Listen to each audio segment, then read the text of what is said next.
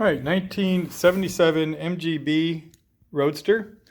Removed the engine in preparation of repainting the engine compartment here. You see I've already started de-rusting and getting some of the rat's nests out of here. But today I'm working on the engine mounts. So this engine mount right here was broken. It had come apart from its base and it would need to be replaced.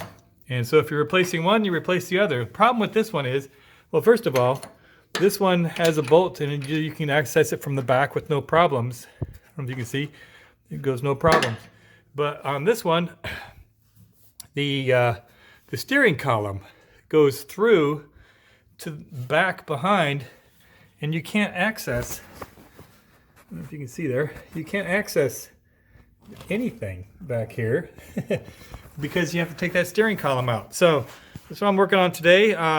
There's 4 bolts on the rack and pinion here. You can take this this rack out, these 4 bolts. But unfortunately, you also need to remove the tie rod ends. And you can see I've already used a pickle fork and popped those out. They're out on both sides. And so I'm going to take this rack out and withdraw the steering column. One note, you'll notice here on the steering column, I made a mark. I've seen in other internet posts about removing the steering column to make a mark, and they use a pen or a marker or a chalk. In this case, I used a file, and the reason why is I'm going to clean it after I take it out, and I want to make sure that I have a good mark that I can use after it's been cleaned that will still be there. That way, the steering will still match up with its alignment. All right, little addendum here, word to the wise, so you can learn from me.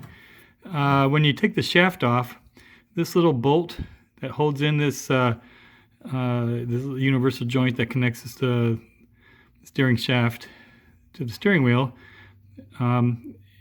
you might have thought just loosen it to the point where it will open up and you can pull it out, right? Well, no.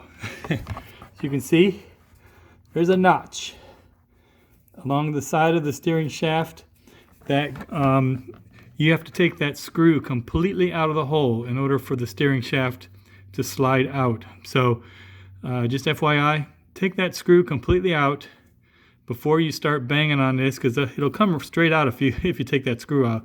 But you never would have known because it's completely hidden once it's assembled. But this little notch prevents that from coming out without being completely taken out. So there you go.